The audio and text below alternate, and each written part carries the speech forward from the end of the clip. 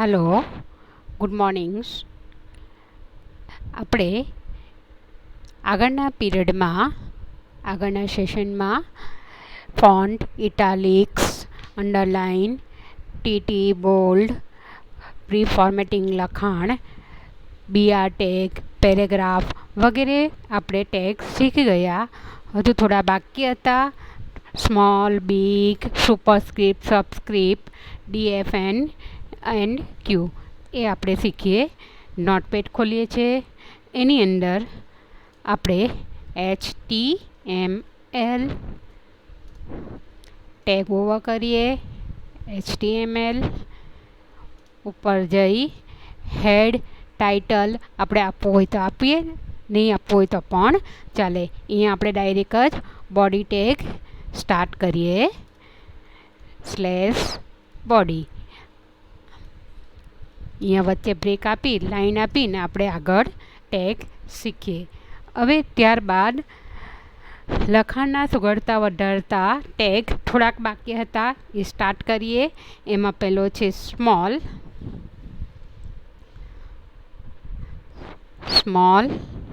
Tag. એમાં અહીંયા this text is small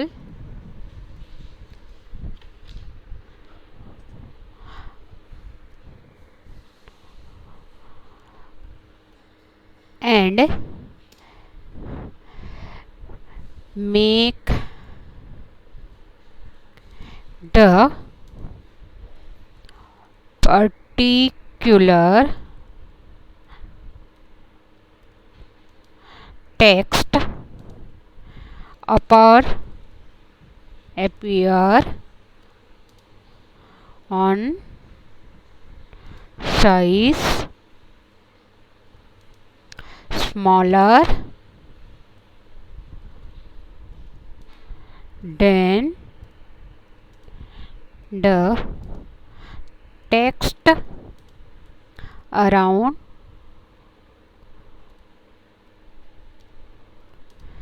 it. અહીંયા આગળ આપણે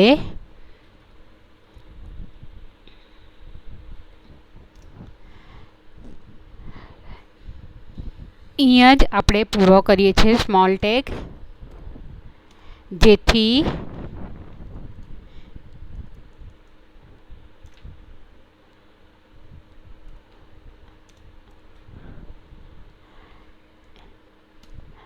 /small જેથી આપણને ખ્યાલ આવે કે બંને ફોન્ટ વચ્ચે શું ફરક છે એ તમે જોઈ શકો. એ બાદ આવે છે બિગ.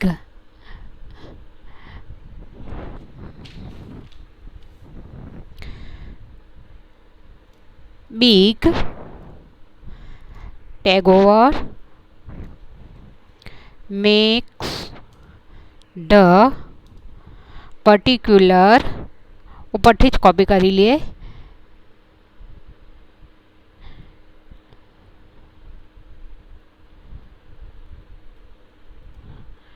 કોપી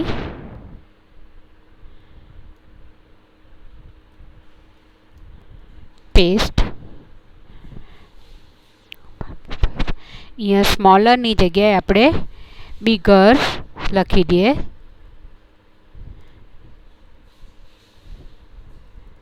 bigger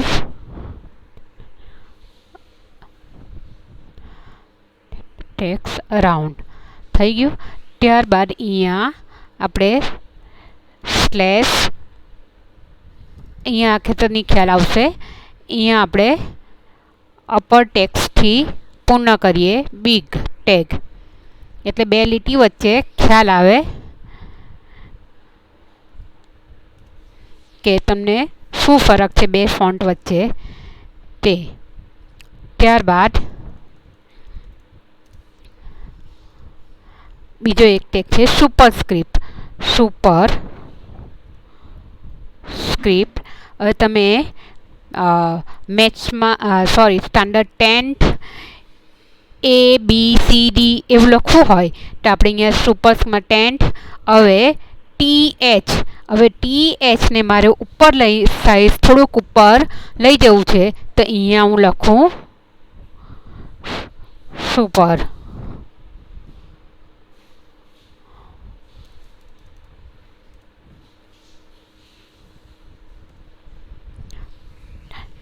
TH ની બાજુમાં સ્લેશ સુપર ઓવર. અહીંયા તમારે ABCD જે લખવું હોય એ તમે લખી શકો, એટલે 10th ABCD ખ્યાલ આવે. એ જ રીતે આપણે સબસ્ક્રિપ્ટ લખવું છે, તો અહીંયા તમને સાયન્સમાં કેમેસ્ટ્રીમાં આવે H2O, પાણીનું સૂત્ર છે O. તો અહીંયા મારે 2 ને નીચે લઈ જવો છે, એટલા માટે 2 ની આગળ જઈ સબસ્ક્રિપ્ટ અને 2 ની પાછળ સ્લેશ સબસ્ક્રિપ્ટ ઓવર H2O થયું. હવે ત્યારબાદ બીજો એક ટેગ છે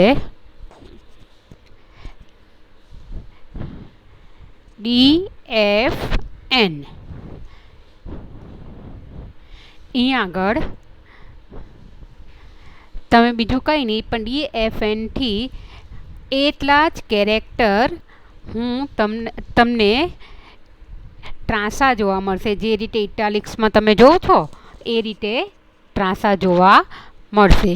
ઇટાલિક્સ એટલે કે એક કોઈ ચોક્કસ પદને વ્યાખ્યાયિત કરે છે. એટલે અહીંયા DFN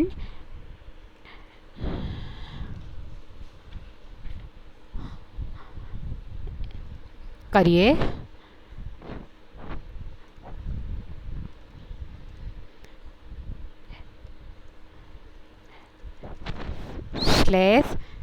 DFN એટલે કે આટલા જેટલા જ સેન્ટન્સને, આટલું જે વાક્ય છે, લખાણ છે, એટલાને જ એ ઇટાલિક્સમાં ત્રાંસા આપશે. હવે ત્યારબાદ બીજો એક ટેગ છે કે Q, કે એની અંદર મારે આની અંદર જ પર્ટિક્યુલર અપર એન્ડ સ્મોલર, એની ઉપર જ મારે એને ઇન્વર્ટેડ કોમા લગાવવા છે. તો અહીંયા આપું હું Q અને અહીંયા સ્લેશ Q, એટલે ઇન્વર્ટેડ કોમા આવશે. હવે આપણે જોઈએ ફાઇલે બ્રાઉઝર પર જોયું છે, એટલે ફાઇલ મેનુમાં જઈ સેવ, શોર્ટકટ કી Ctrl+S. અહીંયા આગળ માય ડોક્યુમેન્ટની અંદર જયશ્રી નામના ફોલ્ડરની અંદર જ આપણે સેવ કરીએ છીએ. Tag small and big .html. ખાસ ધ્યાન રાખવાનું કે .html ફાઇલ નેમ આપો ત્યારે .html લગાવવાનું ભૂલવું નહીં. ને ધ્યાન રાખો કે તમે કઈ જગ્યાએ ફાઇલ સેવ કરો છો. તો અહીંયા જોઈ શકાય ડોક્યુમેન્ટની અંદર મારા નામનું ફોલ્ડર છે જયશ્રી 2021, એની અંદર હું ફાઇલ સેવ કરું છું. અહીંયા આગળ સેવ એઝ ટાઈપની અંદર ઓલ ફાઇલ લઈ લેવું, એટલે આગળ તમારે જેટલી ફાઇલ તમે બનાવી હશે તેટલી બધી ફાઇલ તમને જોવા મળે. અહીંયા સેવ. હવે આપણે નોટપેડને બંધ કરી દઈએ છીએ. હું મિનિમાઇઝ જ કરું છું. ત્યારબાદ હું એને જોવા માટે મેં ક્યાં સેવ કરી હતી? My document. એટલે હું ધીસ પીસીની અંદર માય ડોક્યુમેન્ટ, મારા નામનું ફોલ્ડર જયશ્રી 2021, ને તે મેં કયા નામથી સેવ કરેલું હતું? Tag small and big. એની પર હું ડબલ ક્લિક કરું એટલે એનું પરિણામ, રિઝલ્ટ આપણને જોવા મળશે. દેખાય છે? હવે તમે ધ્યાન રાખો કે આગળના ટેગમાં આપણે હવે આટલું બધું કર્યું ટેગ, પણ તમને ખ્યાલ નહીં આવતો કે આ તો બધું બે જ લીટીમાં આવી ગયું. તો એના માટે આપણે આગળનો કયો ટેગ વાપરેલો કે દરેક વસ્તુ નવી લીટી પર લઈ જવા માટે પેરેગ્રાફ નામનો ટેગ આપણે યુઝ કરેલો. હવે આ વસ્તુ જુઓ કે હવે આ થયું અને બંધ મિનિમાઇઝ કરીએ અને ત્યારબાદ હું નોટપેડ ખોલું છું. નોટપેડમાં હવે ધારો કે હું આ ફાઇલ બંધ કરી દઉં છું. નોટપેડની ફાઇલને હવે ફરીથી ખોલવી હોય તો સ્ટાર્ટમાં જઈ અહીંયા નોટપેડ ખોલું તો તમને ફરીથી એ ફાઇલ ખોલીએ તો કોરું જ આવે. એટલે આપણે શું કરવાનું કે એ જ જે ડોક્યુમેન્ટની ફાઇલ છે એની પર જઈ ડોક્યુમેન્ટ, એની અંદર મારા નામનો ફોલ્ડર છે, એને અહીંયા ડ્રેગ કરી દેવાનો. અહીંયા રાઈટ લેફ્ટ કી દબાઈ રાખી ને એને આપણે અહીંયા ડ્રેગ કરી દેવાનું નોટપેડની અંદર. એટલે તમને જોશો કે તમે જે કંઈ કોડ લિસ્ટિંગ લખેલા છે એ તમને ફરીથી જોવા મળશે. અહીંયા આપણે હવે લખીએ પેરેગ્રાફ. અહીંયા પેરેગ્રાફ પૂરો કરીએ એટલે તમને ખ્યાલ આવે કે દરેક વસ્તુ નવી લીટી પર આવશે. અહીંયા પેરેગ્રાફ,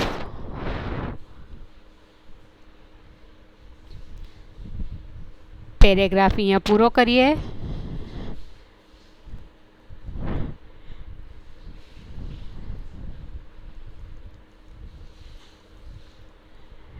પેરેગ્રાફ, પેરેગ્રાફ પૂર્ણ. એ જ રીતે અહીંયા પણ દરેક વસ્તુ નવી લીટી પર જોવા મળશે. પેરેગ્રાફની જગ્યાએ તમે જો બ્રેક ટેગ આપવો હોય તો પણ તમે આપી શકો. બ્રેક એટલે કે BR ટેગ. અહીંયા ત્યારબાદ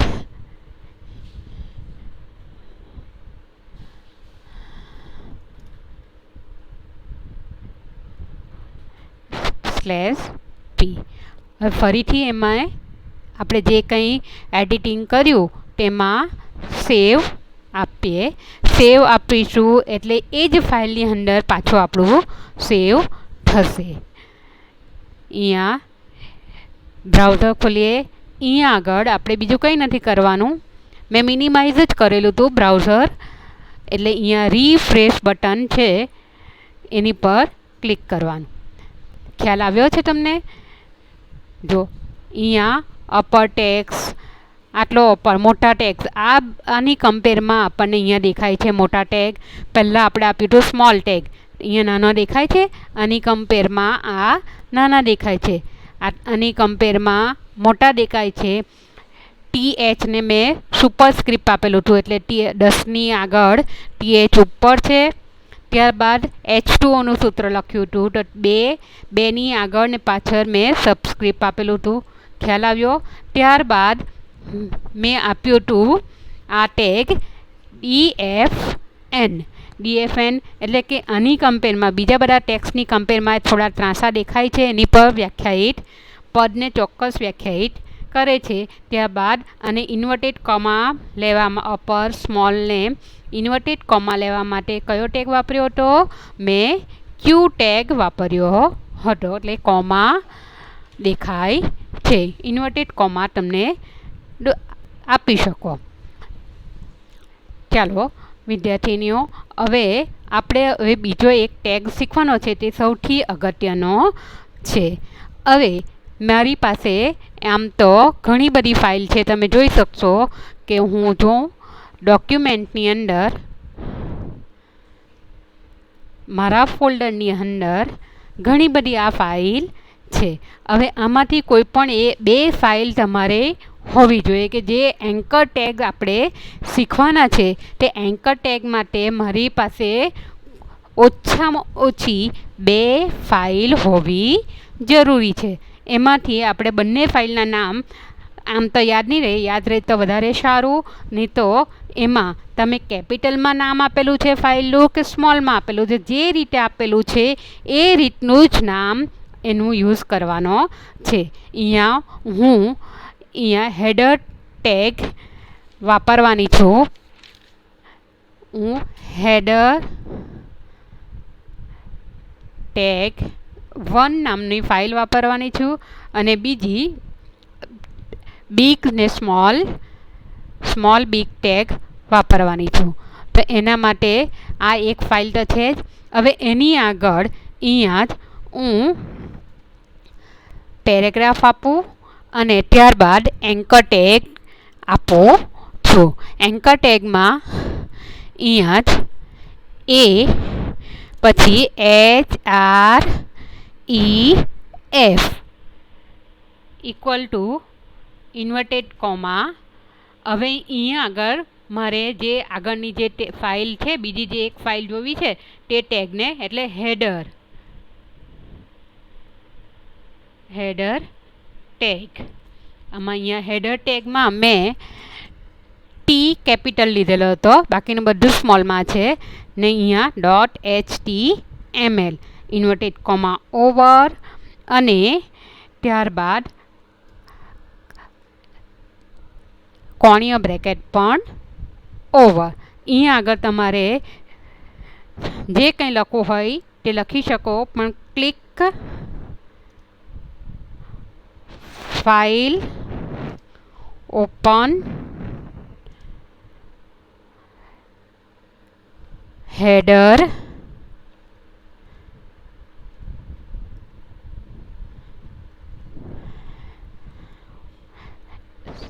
અહીંયા પૂર્ણ કરી અને ત્યારબાદ એન્કર ટેગ ઓવર કરવાનો છે. હવે એક ખાસ વસ્તુ તમારે ખ્યાલ રાખવાનો કે ઇમ્પોર્ટેડ છે આ જ ટેગ હેડર એન્કર ટેગ વધારે અગત્યનો છે, એટલે એ પછી જગ્યા છોડવાની, HREF જગ્યા છોડવાની નથી, એટલે એની સાથે લખવાનું છે ઇક્વલ ટુની સાઇન ઇન્વર્ટેડ કોમા. જે તે ફાઇલને જોઈન્ટ કરવી છે તે ફાઇલનું નામ, એ ફાઇલ નામ લખો ત્યારે તમારે ખાસ યાદ રાખવાનું કે તમે કઈ રીતે સેવ કરો છો, સ્મોલમાં કે કેપિટલમાં એ લખવાનું. તેની સાથે .html તો હોવું જ જોઈએ. જો તમે એ પણ .html કે HTML શું આપેલું છે બેમાંથી, કેપિટલ છે કે સ્મોલ છે, એ ખાસ તમારે ધ્યાન રાખવાનું. આ ઇન્વર્ટેડ કોમા ડબલ છે એટલે કે તમારે સિંગલ ઇન્વર્ટેડ કોમા બે વાર નથી કરવાના, પણ બે સાથે આવે ને એ જ ઇન્વર્ટેડ કોમા કરવાના છે.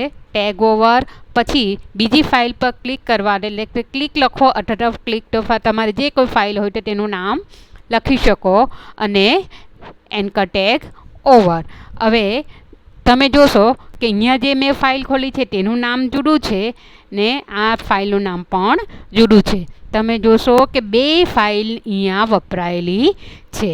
એટલે હવે અહીંયા આપણે ફરીથી જે કરીએ સેવ, ત્યારબાદ માય ડોક્યુમેન્ટમાં જઈ